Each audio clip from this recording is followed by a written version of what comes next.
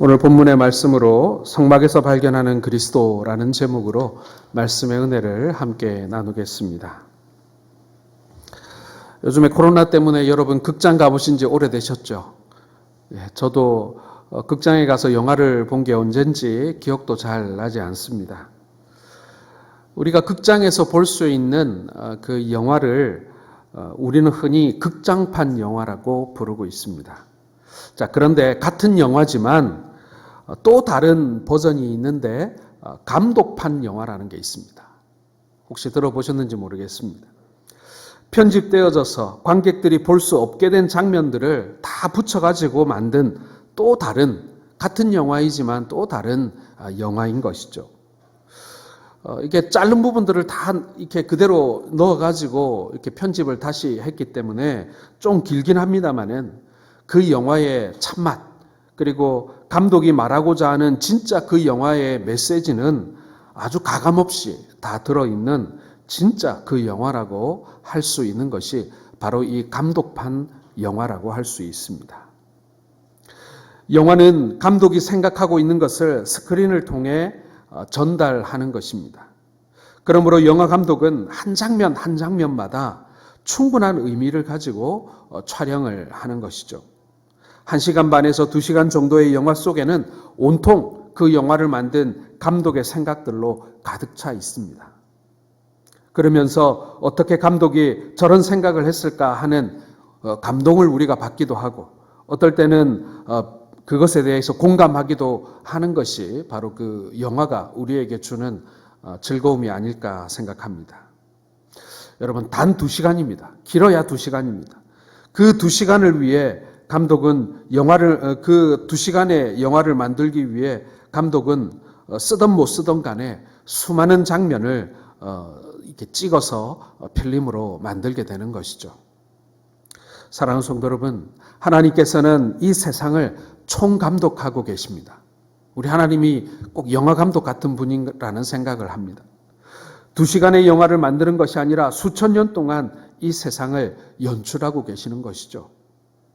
그렇게 세상을 연출하시는 가운데 최고의 클라이막스는 단연 예수님의 십자가의 죽음과 부활의 사건이었을 것입니다.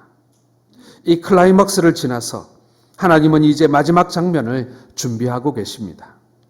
그것은 부활하신 주님이 천군과 천사들과 함께 하늘에서 구름을 타고 재림하시는 바로 그 마지막의 때가 되겠지요. 그것은 상상만으로도 우리의 가슴을 벅차게 만드는 그러한 장면일 것입니다. 예수님이 모든 사람을 위해 십자가에서 죽으시고 부활하신 것은 갑자기 우연히 일어난 일이 아닙니다. 하나님은 이미 여러 번의 많은 장면을 통해서 이 십자가의 사건을 예표하고 계셨습니다.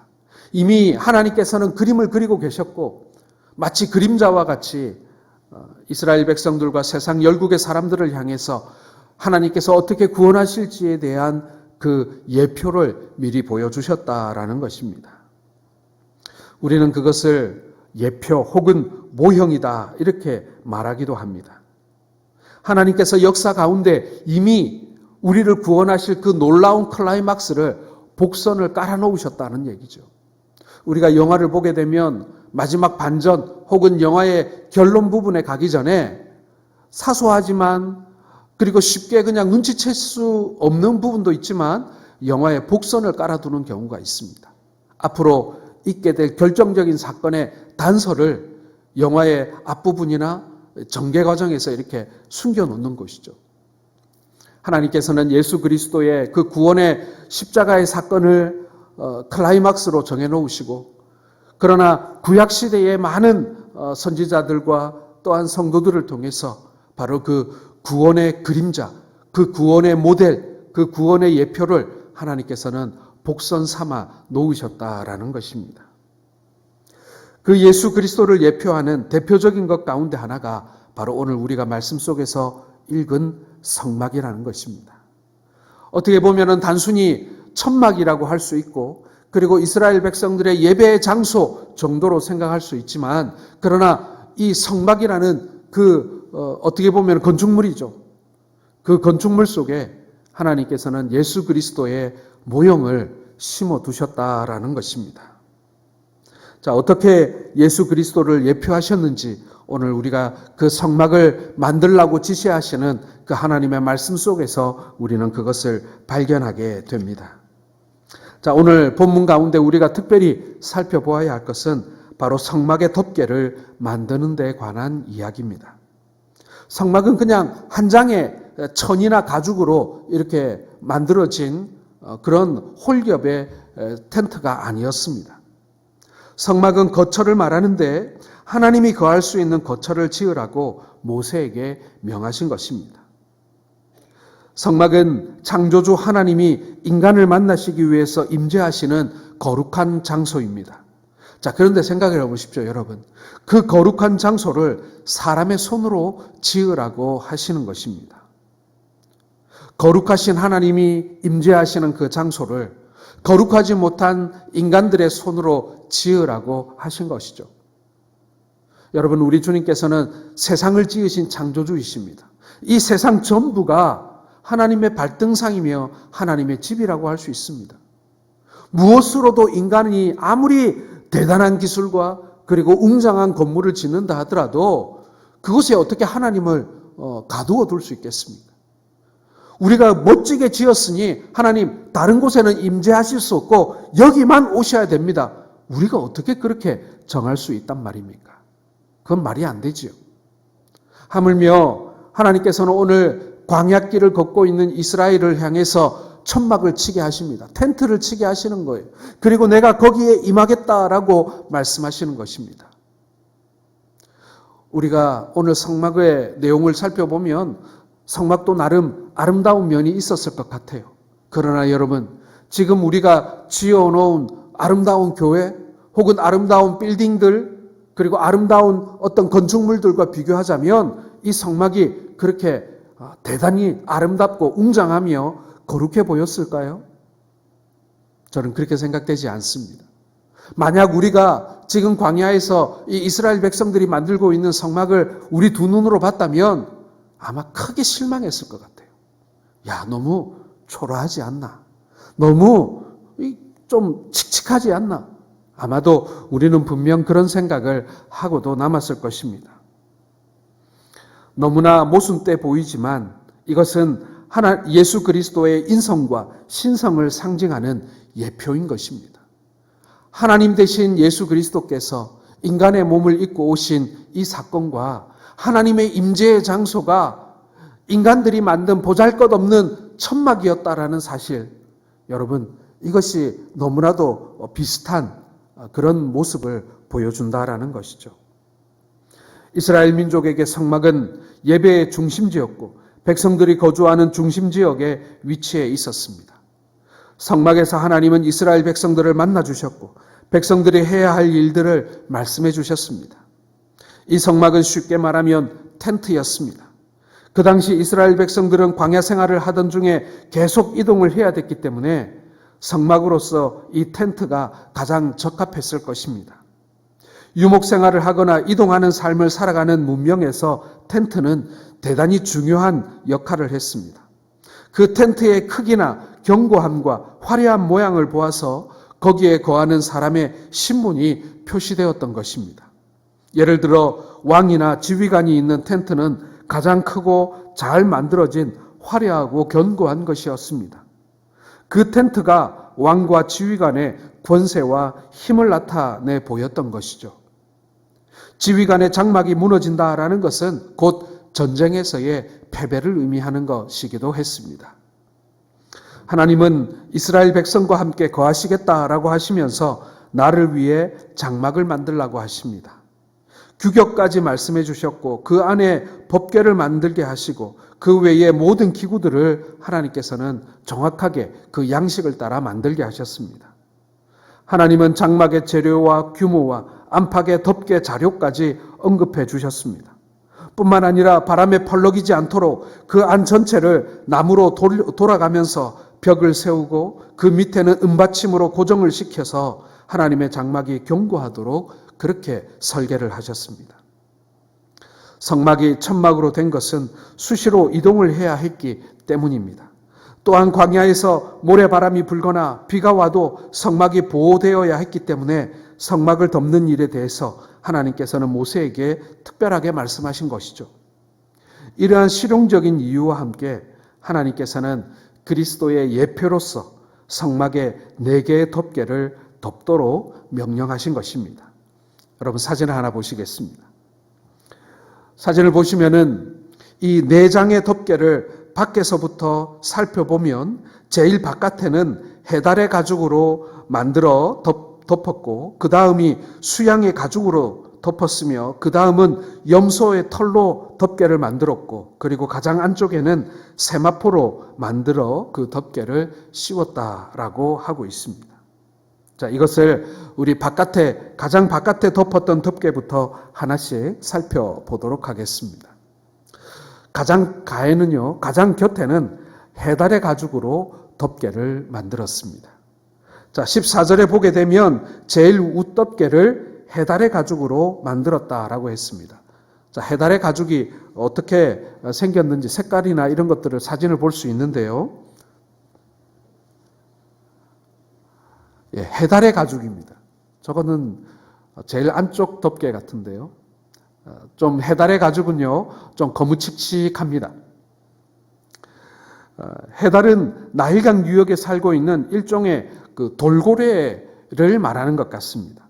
정확하게 해달이 어떤 동물이었는지에 대해서 성경에 단서를 이렇게 달고 있지는 않습니다만은 많은 성경학자들이 돌고래의 가죽이 아닌가 이렇게 추측하고 있습니다. 이 돌고래 가죽은 질겨서 주로 신발을 만드는데 사용되었다고 합니다.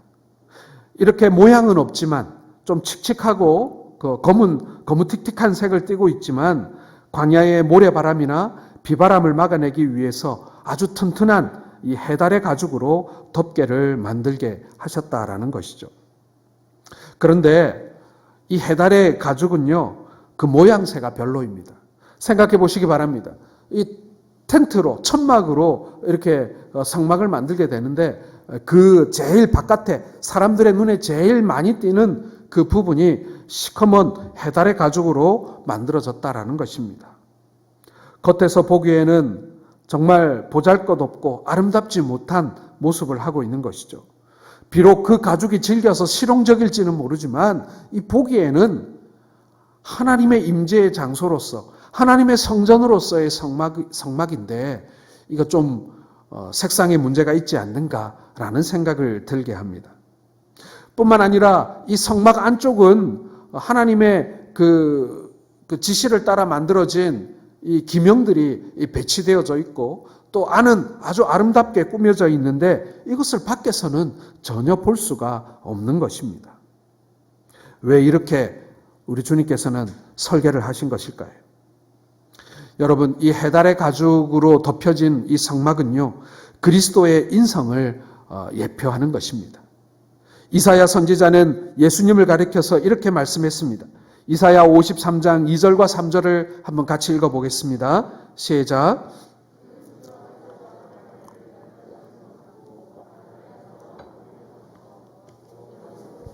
풍채도 없은즉 우리가 보기에 흠모할 만한 아름다운 것이 없도다. 그는 멸시를 받아 사람들에게 버림을 받았으며 간고를 많이 겪으며 질고를 아는 자라. 이사야 선지자는 그리스도에 관해 이렇게 언급했습니다. 풍채도 없고 고운 모양도 없다. 그러니까 쉽게 말씀드려서 보기에 너무 보잘것없었다라는 뜻입니다. 이사야 52장 14절에도 전에는 그 모양이 타인보다 상하였고 그의 모습이 사람들보다 상하였으므로 많은 사람이 그에 대하여 놀랐거니와. 예, 사람들이 깜짝 놀랄 만큼 그 외모, 그 모양새가 형편없었다, 보잘것없었다, 그런 뜻입니다. 여러분, 목수였던 예수 그리스도, 인간적인 모양으로 보자면 우리 예수님은 꽃미남도 아니었고요. 그리고 사람들이 사모할 만큼 그런 풍채를 지니거나 혹은 부를 누리거나 아름다운 것을 입으신 적이 없다라는 것입니다.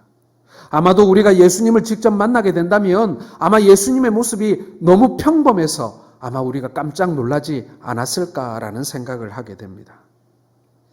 세상 사람들은 예수님의 인성만 보기 때문에 우리 주님의 참모습을 보지 못할 때가 많습니다. 목수의 아들로 오신 예수님, 사람들은 훌륭한 말씀을 강론한 교사나 종교 지도자로 오신 예수님 정도로 예수님을 이해하려고 합니다. 그러므로 메시아로 오신 예수님은 보지 못하는 것이죠. 마치 아름다운 성막이 시커먼 해달의 가죽으로 덮여서 그 아름다움이 밖으로 드러나지 않는 것처럼, 아니 도리어 그 보잘것없는 해달의 가죽으로 그 아름다움을 덮어버려 감추어 놓은 것처럼, 바로 그리스도였던 우리 예수님은 그 연약하고 보잘것없는 인간의 모습으로 이 땅에 오셨다라는 것입니다. 성막을 볼 때 그 겉모양의 해달의 가죽만 보지 그 속에 숨어있는 수양의 가죽이나 염소 털의 가죽이나 아름다운 세마포를 보지 못하는 것과 같습니다. 뿐만 아니라 그 해달의 가죽으로 덮여있는 그 성막 안에 있는 황금으로 된 법궤나 떡상이나 등대나 분향단과 황금 촛대로에서 비추는 그 빛을 받아 아름답게 번쩍이는 그 아름다운 수놓은 커튼들도 볼 수가 없는 것이죠. 사랑하는 성도 여러분, 세상 사람들처럼 우리는 주님께 나오고 교회에 나올 때 해달의 가죽만 보아서는 안 될 것입니다. 속을 보아야 합니다. 보이지 않는 세계를 볼 수 있어야 합니다. 여러분, 이것이 믿음의 통찰력인 것이죠. 영적인 통찰력입니다. 우리는 사물을 보고 역사를 볼 때 겉모양만 보아서는 안 되는 것입니다. 현상학적인 것만 보아서는 안 됩니다. 그 배후에 역사하시는 하나님의 섭리와 역사를 볼 수 있어야 되는 것이고요. 영적인 세계 그리고 진리의 세계를 볼 수 있어야 될 줄로 믿으시길 바랍니다. 우리가 사람을 볼 때도 마찬가지예요. 우리가 성도들을 볼 때 어떻습니까? 참 유명한 사람도, 그렇게 뛰어난 사람도, 그렇게 아름다운 사람만 모여 있는 것이 교회는 아닙니다. 여전히 결함이 많고 부족하고 성깔 있는 사람들이 모여 있습니다. 그래서 우리는 우리의 인간된 모습만 보게 되면 교회에 실망할 수밖에 없는 거예요. 교회가 왜 이러냐고. 우리가 그렇게 실망할 수밖에 없습니다. 예, 그것이 우리가 가지고 있는 인간됨의 모습인 거예요. 그러나 여러분, 그 모습만 보게 되면 여러분, 교회 다닐 사람 아무도 없죠. 신앙생활 할 사람 아무도 없을 것입니다. 이렇게 부족하고 연약하며 죄 많은 우리들을 여전히 사랑하시고 붙들고 계신 이 부족한 우리를 들어 하나님 교회 삼으신 그 하나님의 놀라운 은혜를 우리가 볼 수 있어야 우리가 비로소 교회의 참모습을 바로 보게 되는 것입니다. 꿀을 따는 양봉업자는 꽃을 보는 것이 아니라 그 꽃 속에 들어있는 꿀을 보는 것이죠. 꿀의 양과 질을 생각합니다. 내과 의사들은 사람을 볼 때 항상 그 사람의 그 속에 관심이 있습니다. 우리는 너무 겉만 보고 속단하지 말아야 합니다. 현실만 보고 모든 것을 판단하지 말아야 합니다. 하나님도 외모를 보시지 않고 그 중심을 보신다고 하시지 않았습니까? 세례 요한은 너희가 무엇을 보려고 광야에 나갔더냐라고 물었습니다. 여러분은 오늘 무엇을 보려고 교회에 나오셨습니까? 어떤 분은 교회에 나와서 실망했다고 말했습니다. 그러나 무엇을 보았느냐가 중요합니다. 어떤 사람들은 사람들의 실망거리만 보고 돌아갑니다. 그러나 어떤 사람은 하나님의 음성을 듣기도 하고 하나님을 만나며 하나님의 사랑과 은혜를 체험하고 돌아가기도 합니다. 꼭 같은 예배를 같이 드리지만 어떤 이는 형식적인 한 시간을 보내고 가기도 하지만 그러나 어떤 성도는 신령과 진정으로 예배를 드리고 돌아가기도 합니다. 여러분, 무엇을 보느냐가 중요합니다. 겉만 보느냐, 그 중심을 보느냐, 우리 눈에 보이는 것만을 믿느냐, 눈에 보이지 않지만 우리에게 약속하신 그 약속의 말씀을 믿느냐. 여러분, 이것이 바로 우리에게 크나큰 차이를 만들어낸다라는 것입니다. 사랑하는 성도 여러분, 해달의 가죽과 같은 외모만 보고 속단하지 마시기 바랍니다. 고난만 보지 말고 그 배후에서 역사하시는 하나님의 사랑의 손길과 섭리의 손길을 바라볼 수 있기를 바랍니다. 사건의 현상만 바라보지 말고 그 내면에서 역사하고 계시는 하나님의 영적 사건을 바라보실 수 있기를 바랍니다. 한 면만 바라보지 마시고 사건 전체를 바라보는 그러한 영적인 통찰력을 가지시는 우리 모든 성도들 되시기를 주님의 이름으로 축원합니다. 두 번째로 여러분, 성막을 덮었던 그 가죽은요, 수양의 가죽 그리고 염소의 털 가죽이었습니다. 성막은 해달의 가죽 다음에 붉은 물을 들인 수양의 가죽으로 덮였습니다. 그러니까 물을 들인 그 붉게 물들인 수양의 가죽이니까요. 지금 사진에서 보듯이 저렇게 빨갛게 덮여 있었습니다. 사람들의 눈에는 보이지 않으나 성막의 보호를 위해서 반드시 필요한 단계였습니다. 눈에는 보이지 않지만 중요한 역할을 하는 것들이 있습니다. 그것이 눈에는 보이지 않지만 너무나도 소중하며 필수 불가결한 것입니다. 순양은 대속의 희생물로 사용되어지는 짐승입니다. 인간의 죄 때문에 대신 죽어야 될 그런 짐승이죠. 아마도 이 양이 말을 할 수 있게 된다면 참 할 말이 많을 것 같아요. 너희 잘못은 너희가 저지르고 죄는 너희가 지어놓고 왜 내가 죽어야 하느냐, 그렇게 따지고 싶지 않을까요? 제발 그만 죄를 짓고 바르게 살라고 그 양이 우리에게 말하지 않겠습니까? 예수님은 속죄양으로 오셔서 우리의 죄를 대속하시고 우리를 살려주신 분입니다. 우리에게 영생을 주셨어요. 오늘 성막을 덮었던 이 붉은 순양의 가죽은요, 바로 예수 그리스도의 희생을 의미하는 것입니다. 아담이 죄를 짓고 부끄러워서 무화과 나무 잎으로 치마를 해입고 수치를 가렸습니다. 그런데 그것이 영원하지가 않은 거예요. 나뭇잎은 곧 시들고 말라 비틀어졌습니다. 인간의 노력으로 수치를 가리우는 데는 한계가 있습니다. 못 가립니다. 그때 하나님께서는 아담과 하와에게 짐승을 잡아 가죽옷을 해 입혀 주셨습니다. 그게 창세기 3장 21절에 기록되어 있죠. 무슨 짐승인지 성경에는 기록되어져 있지 않습니다만은 한 주석가는 그 가죽이 순양의 가죽으로 만들어진 가죽이 아닐까 그렇게 해석하기도 합니다. 이것은 무엇을 의미하는가 하면 저들의 죄와 허물을 덮어주신 것을 말하는 거예요. 아담과 하와가 불순종함으로 이제 에덴에서 쫓겨나게 되었습니다. 그러나 하나님께서는 그들의 수치를 바로 짐승의 가죽으로 그들의 수치를 덮어주신 거예요. 뭐가 이뻐서 그들에게 옷을 해 입히셨을까요? 아담과 이브를 대신하여 순양이 죽은 것입니다. 짐승이 죽은 것입니다. 다시 말해 예수 그리스도로 말미암아 우리가 죄 속량을 받은 거예요. 우리의 수치가 덮어진 거예요. 바로 이 덮개는 그것을 말하고 있는 것입니다. 창세기 22장에 보면 아브라함이 백세에 얻은 아들 이삭을 모리아 산에서 하나님께 바치려 하였을 때 하나님께서는 아브라함아 내 아들 이삭에게 손을 대지 말라.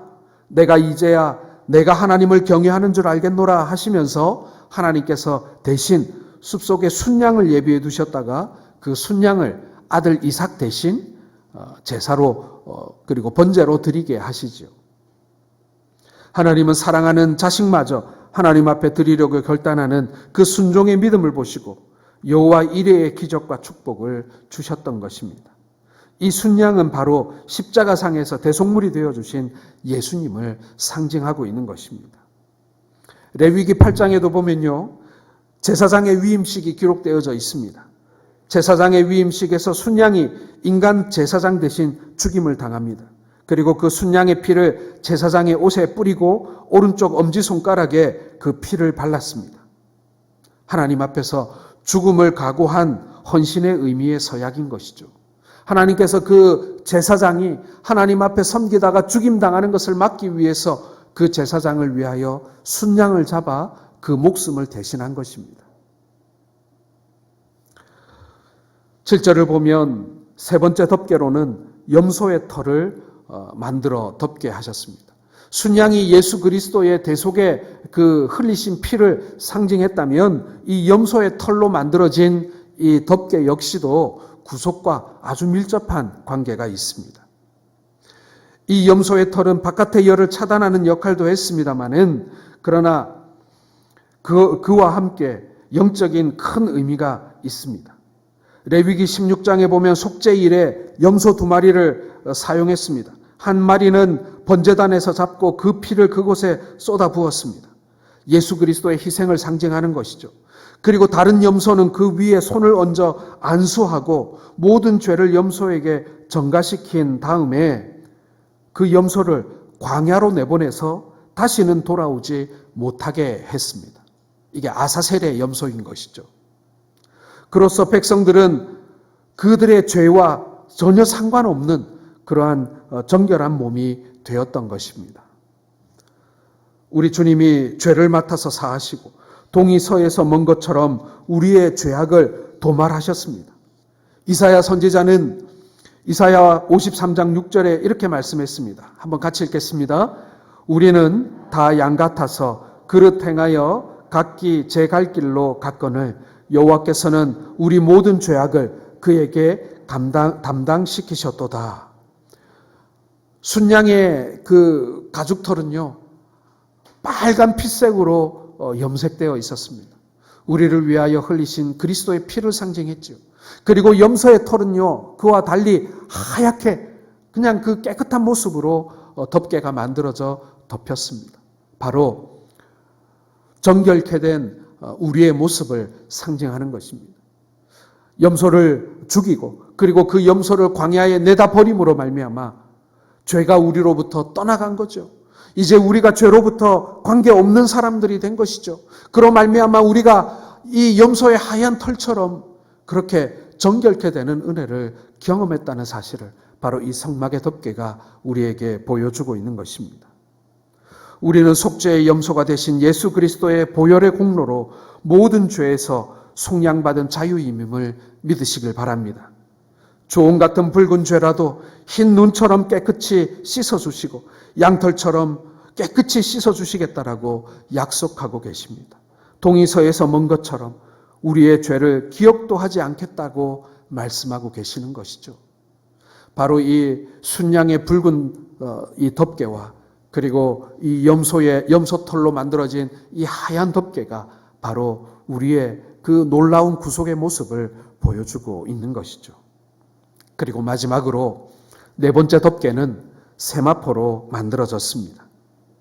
성막의 네 번째 덮개가 되는 가장 안쪽에 있는 가늘게 꼰 세마포로 만든 그런 덮개였습니다. 아마도 밖에 있던 세 장의 덮개와는 좀 달랐겠죠. 아마도 견고하지는 않았을 것입니다. 질기지도 않았겠죠. 방수 기능도 없었을 거예요. 그러나 그 세 장의 어떤 덮개보다도 이 마지막 세마포 덮개는 아름다웠습니다. 1절에서 6절까지 보시면 얼마나 아름답고 섬세하게 그것이 만들어졌는지 모릅니다. 이 세마포 덮개는 청색, 자색, 홍색 실로 이 천사들을, 그룹들을 섬세하게 수놓아 만들었습니다. 요즘은 색실이 흔합니다만은 그 당시 광야에서는 그 색실을 구하는 것이 쉽지 않았습니다. 그 덮개의 아름다움은 성막 안에서만 볼 수 있었습니다. 외부의 덮개에는 해달의 가죽이라 볼품이 없었지만 그러나 그 안쪽의 덮개는 너무나도 아름다웠던 것이죠. 여러분, 예수 그리스도의 구속을 상징하는 그 붉은 순양의 가죽과 그리고 하얀 염소털의 가죽은요, 안쪽으로는 세마포로 덮여 있고 바깥으로는 해달의 가죽으로 덮여 있어서요, 평소에는 보이지도 않습니다. 그걸 다 걷어내고 이동할 때, 설치할 때만 잠깐 보이는 것입니다. 비밀스러운 거예요. 그러나 이 세마포의 덮개는요, 그 성막에 들어가는 모든 사람들이 볼 수 있는 아름다움이었습니다. 이 세마포 덮개는 주님의 거룩한 영광과 온전한 아름다움을 보여주는 것입니다. 청색은 하늘의 색깔입니다. 하늘로부터 임하는 놀라운 은혜를 상징하는 것이죠. 홍색, 붉은 색실은요, 주님의 죽으심과 보혈을 뜻하는 것이고요. 그리고 자색실은 주님의 왕권을 나타내는 색깔인 것입니다. 그리고 양날개를 활짝 핀 이 천사의 모습은 백성들을 보호하시는 하나님의 놀라운 권능을 상징하는 것입니다. 사진을 한번 같이 보시겠습니다. 성막 안에 이렇게 커튼처럼 드리워진 그런 세마포의 모습인 것이죠. 천사의 모습이 이렇게 새겨져 있습니다. 창세기 3장 24절에 보면 이 그룹은 맨 처음 에덴 동산의 생명나무의 길을 지키는 것으로 시작해서 하나님의 백성을 지키고 보호하는 그러한 역할을 해왔습니다. 제사장들은 성막에서 섬기면서 위에 있는 그룹들을 바라볼 때마다 하나님이 보호하신다는 확실한 그 확신을 가지고 섬길 수 있지 않았겠습니까? 세상 바깥에서는 도무지 이 성막 안의 아름다움과 하나님의 보호하심을 볼 수가 없었습니다. 깨닫을 수도 없었어요. 성막 안에 들어와 있는 사람만이 볼 수 있는 것이 바로 이 세마포 휘장인 것입니다. 사랑하는 성도 여러분, 이것이 얼마나 큰 은혜인지 모릅니다. 세상 사람들이 보기에 교회는 답답하고 고루하며 이해되지 않는 해달의 가죽과 같이 보일지는 모르지만, 그러나 우리의 주님의 은혜 안에 들어와 있는 주의 백성들은 바로 그 아름다운 세마포에 새겨져 있는 그 그룹의 수놓인 모습을 보게 될 것이고요. 하나님의 놀라운 영광을 보게 될 것이고요. 하나님 나라의 그 아름다움을 보게 될 줄로 믿으시길 바랍니다. 이건 들어와 보지 않은 사람은 알 수가 없는 거예요. 하나님 안에 들어와 보지 않은 사람, 그리스도 안에 들어와 보지 않은 사람은요, 그 아름다움을 상상이나 할 수 있겠습니까? 우리 그리스도인들에게는 성막 안에 들어온 성도에게만 깨닫고 경험하게 되는 놀라운 은혜와 축복이 예비되어 있음을 믿으시길 바랍니다. 이것은 바깥 세상 사람들은 도무지 보지도 못하고 깨닫지도 못하는 신령한 은혜이며 복인 것입니다. 그러므로 우리가 하나님의 위로를 받고 은혜를 받으려면요, 어디로 들어가야 되는 것입니까? 성막 밖에 아무리 빙빙 돌고 머물러도 그건 깨닫지 못해요. 성막 안에 들어가야 되는 것입니다. 성막 안에 들어가야 우리가 진정으로 그 아름다움과 영광을 경험하게 되는 것입니다. 밖에만 머물러서는 그 은혜와 복을 받을 수 없습니다. 예배도 마찬가지예요. 교회도 마찬가지입니다. 구경꾼의 자세로 관망하기만 하면 은혜 받을 길이 없어요. 안에 들어와야, 그리스도 안에 들어와야 그 예배 가운데 참여해야, 그리고 그 교회 공동체 안에 동참해야 그 은혜를, 그 복을 누릴 수가 있는 것입니다. 자기 자신의 마음의 문을 열고 말씀 안으로 들어가고 말씀이 또한 내 안에 들어오게 해야 합니다. 우리가 밤이나 수박을 먹을 때도 그렇지 않습니까? 겉만 보아서는 그 맛을 알 수가 없습니다.